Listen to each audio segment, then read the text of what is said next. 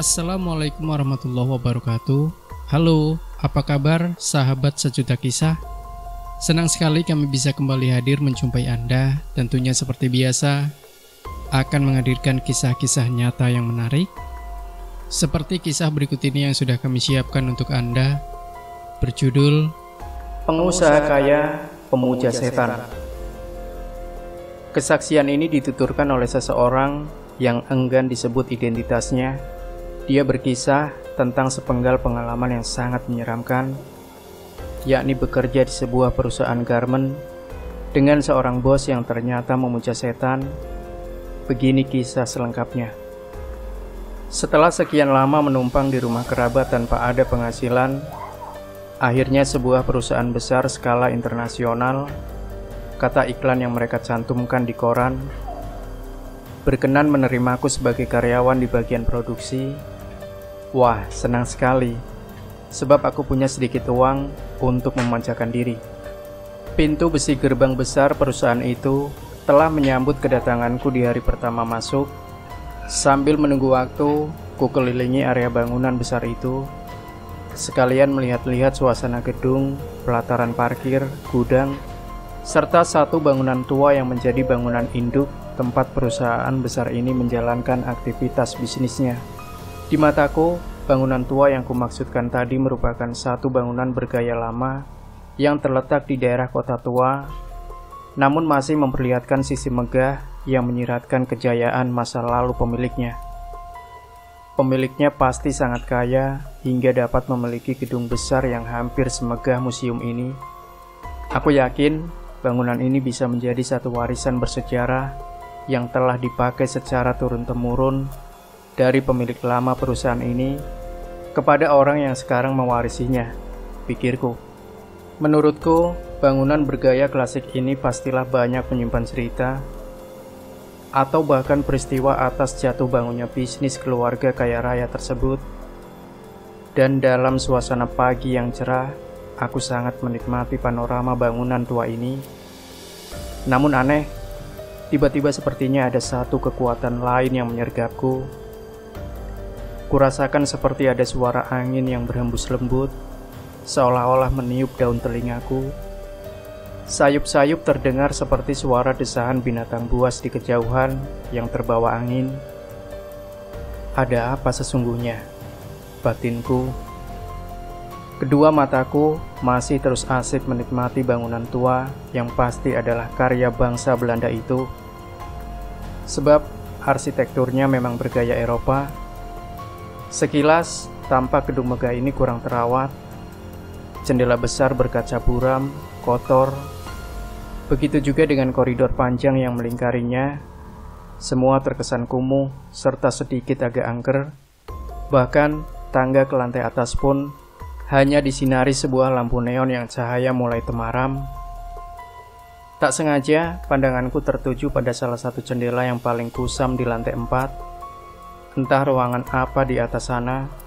Sepertinya ruangan itu hanya disinari oleh cahaya redup lampu 10 watt.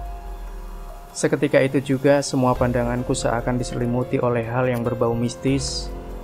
Seolah-olah ada sepasang mata yang sedang bergerak mengawasiku dari atas sana. Mungkinkah penunggu gedung tua ini sedang mengawasi gerak-geriku?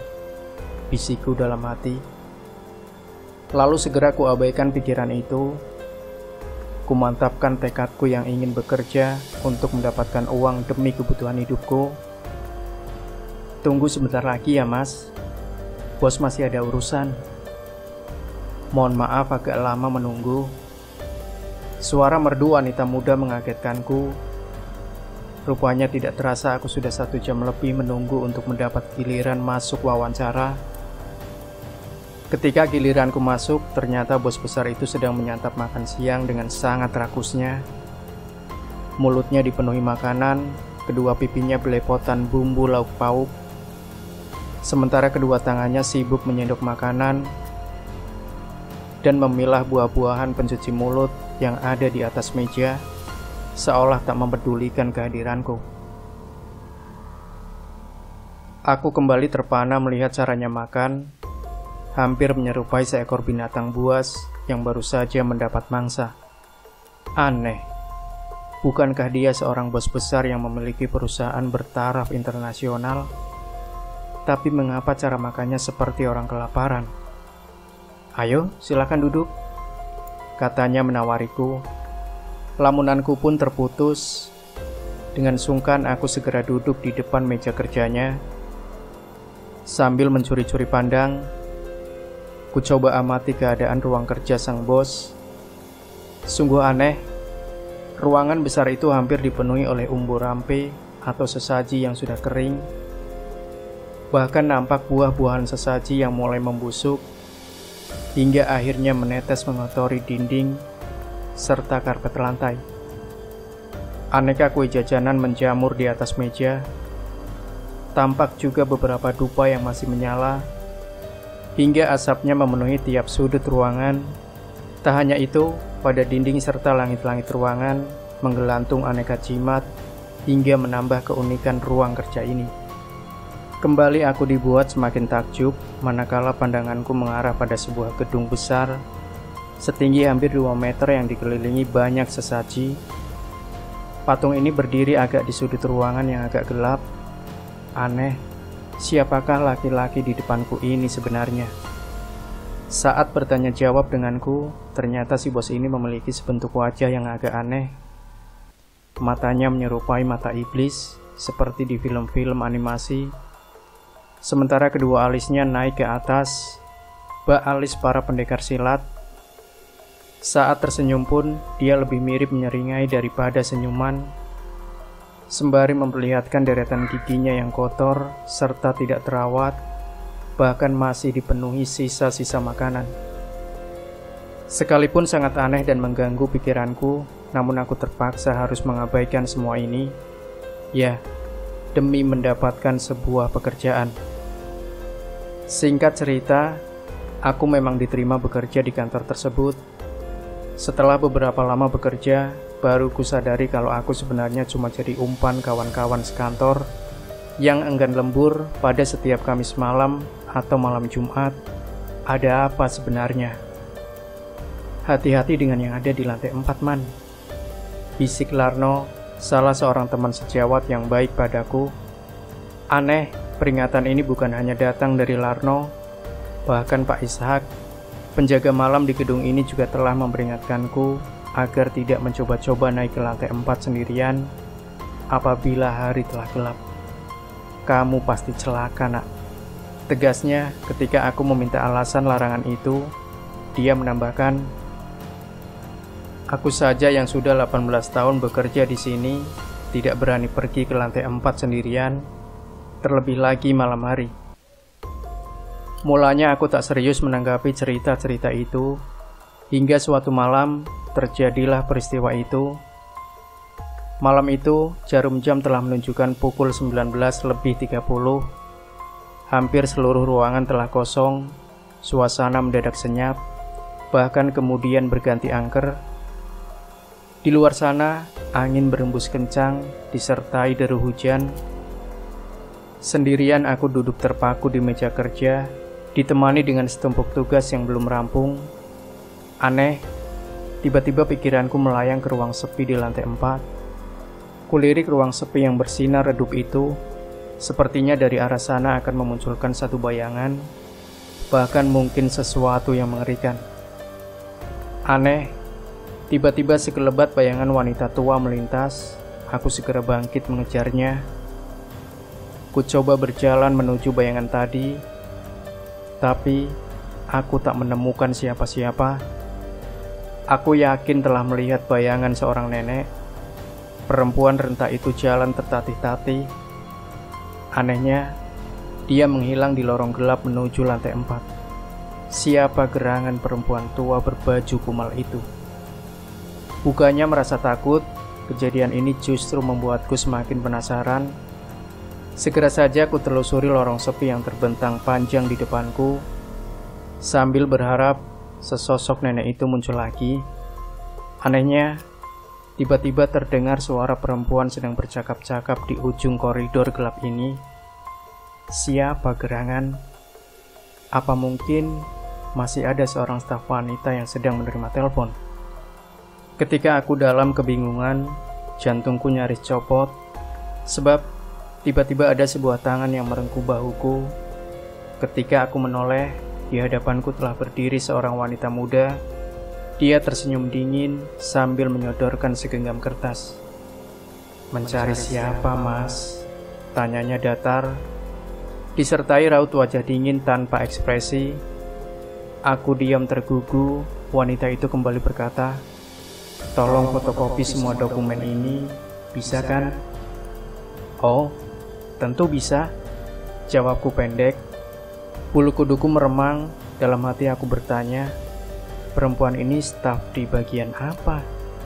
Kok aku belum pernah melihatnya? "Ini dokumen penting, tidak semua orang bisa tahu," katanya lagi. Sambil berusaha menenangkan diri, aku menyahut, "Wah, kalau begitu, saya jadi tahu dong, Mbak. Kan saya yang bantu fotokopinya. Ini cuma daftar nama orang yang disuruh berkorban di sini, sekalipun mereka menolak." "Ah, kasihan sekali mereka," katanya lagi. "Berkorban? Maksudnya untuk apa?" tanya aku penasaran, sembari terus membolak-balikan dokumen itu. "Darah mereka," jawabnya dengan suara yang agak tertahan. Aku kaget bukan kepalang. Seketika pandanganku berubah gelap, dan ketika terang kembali, kulihat dia sudah menghilang. Lalu samar-samar terdengar suara alunan pendek perempuan menyanyi dari arah lorong sepi ini. Segera ku ambil angka 1000. Setelah lebih dulu melemparkan kertas yang disebut dokumen tadi, ku banting pintu dengan kencang. Aku lalu terduduk di depan meja kerjaku sambil mengatur nafas yang memburu tak karuan. Gara-gara peristiwa ganjil itu, rasa penasaranku semakin bertambah. Apalagi pagi setelah malamnya, aku bertemu dengan sosok perempuan misterius itu. Ternyata ada karyawan yang meninggal. Apakah ini ada hubungannya dengan statement perempuan misterius itu? Belakangan, aku memang melihat ada kejanggalan. Bila dihitung, hampir setiap minggu, satu persatu rekan kerja atau sanak saudara mereka ada saja yang meninggal. Menurut beberapa pegawai senior, setiap yang meninggal, raut wajah mereka menyiratkan ada satu hal yang tidak wajar.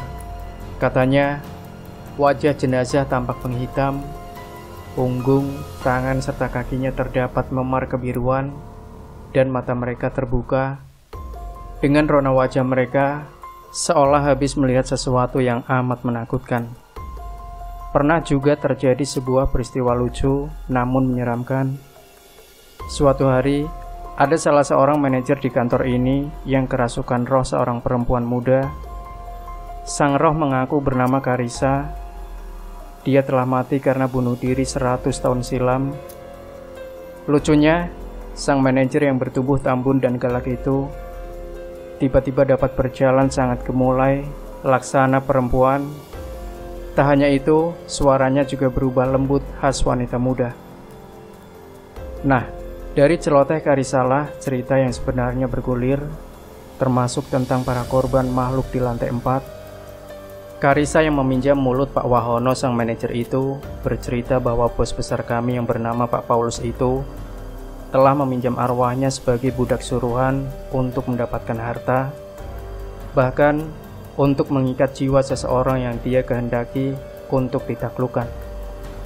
Arwah Karisa juga mengaku bahwa pada hari-hari tertentu dia akan diberi suguhan khusus oleh majikannya. Selain umbu rampe dan dupa wangi, dia juga menghisap sari makanan langsung dari perut Pak Paulus. Syaratnya, Pak Paulus harus memakan 3 jenis makanan kesukaan Karisa dalam jumlah amat banyak. Mungkin inilah yang menyebabkan kenapa Pak Paulus pernah kulihat makan dalam jumlah banyak dan nampak sangat takut. Aku juga pernah melihat dukun kepercayaan Pak Paulus datang ke lantai 4 untuk mengadakan ritual semalam suntuk. Setelah itu, beredarlah cerita dari mulut orang dekatnya bahwa Pak Paulus segera akan memecat beberapa orang karyawan, sebab menurut sang dukun, mereka tidak cocok dan harus dienyahkan. Yang terjadi selanjutnya, setelah kedatangan dukun itu, suasana di dalam kantor jadi makin kacau. seringkali terjadi keributan antara staf dan karyawan. Sejumlah peristiwa aneh juga terjadi, mulai staf kerasukan, mengalami kecelakaan fatal hingga cacat, bahkan yang meninggal pun ada. Selain itu, bisnis di perusahaan yang bergerak dalam industri garment ini menjadi tersendat-sendat. Banyak hasil produksi yang tidak laku dijual, bahkan dikembalikan karena rusak, padahal semua barang produksi yang dikirim ke customer dalam keadaan baik tanpa cacat. Kondisi semacam ini membuat pikiranku jadi tidak karuan, hingga pada suatu malam, ketika semua staf dan karyawan telah meninggalkan ruang kerjanya masing-masing, tinggallah aku sendiri tercenung di meja kerjaku. Ketika aku sedang membereskan dokumen yang masih tercecer, tiba-tiba saja ada angin dingin menyapu pundakku. Tidak berapa lama, samar-samar terdengar suara perempuan yang seolah sedang merapal doa. Seketika itu rasa takut di dalam hatiku muncul. Terlebih lagi, lama-kelamaan suara itu semakin keras terdengar. Meski tidak jelas mantra apa yang sedang dilantunkannya. Walau begitu, ku coba memberanikan diri bangkit lalu berjalan ke arah datangnya suara itu. Ku buka pintu koridor ke lantai 3 yang kuduga menjadi sumber suara. Seketika tercium semerbak wangi bunga sedap malam serta aroma rokok klobot. Ku hentikan langkah untuk sekedar mengatur nafas sambil menenangkan hatiku yang mulai dihantui rasa takut. Hatiku pun kecut bukan main ketika sadar bahwa langkah ini telah sampai di trap tangga terakhir dari 10 anak tangga menuju ruangan laknat di lantai 4 itu. Sementara itu, suara rapalan mantra si perempuan semakin keras terdengar, diselingi oleh aroma semerbak bunga sedap malam, kemenyan, serta anyir darah yang semakin menyengat hidungku.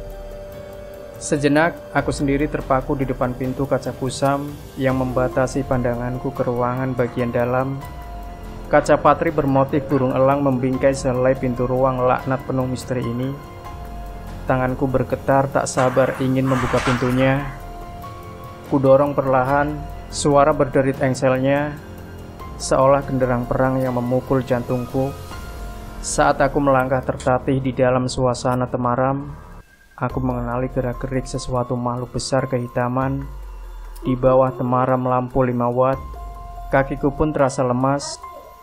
Sungguh aku benar-benar melihat bagaimana makhluk itu sambil menggenggam, terus menggerogoti mangsanya dengan rakus. Dalam keadaan sangat takut, aku mengenali kalau ternyata makhluk itu wujudnya separuh serigala, separuh manusia.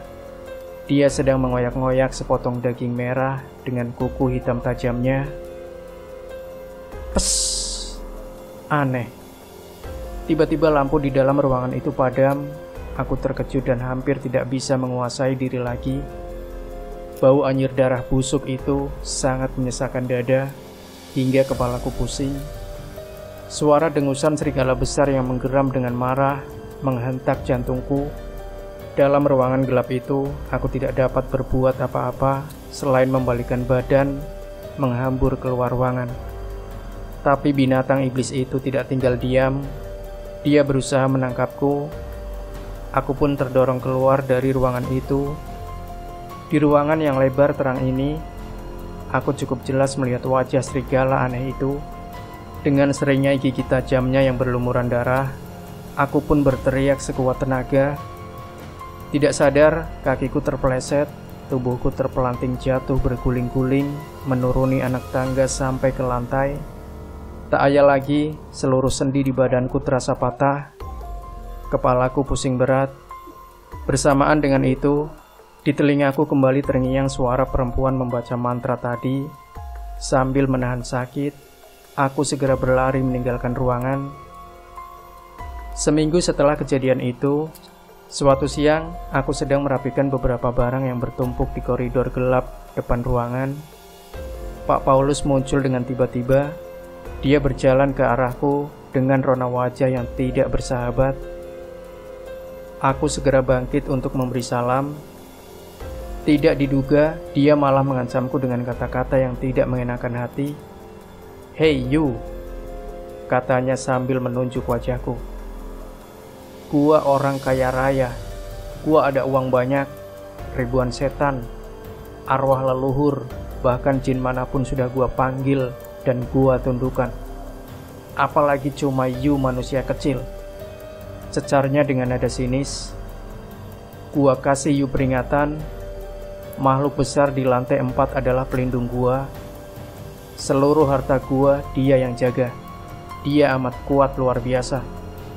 Tidak akan ada yang bisa kalahkan dia punya kekuatan, bentaknya lagi.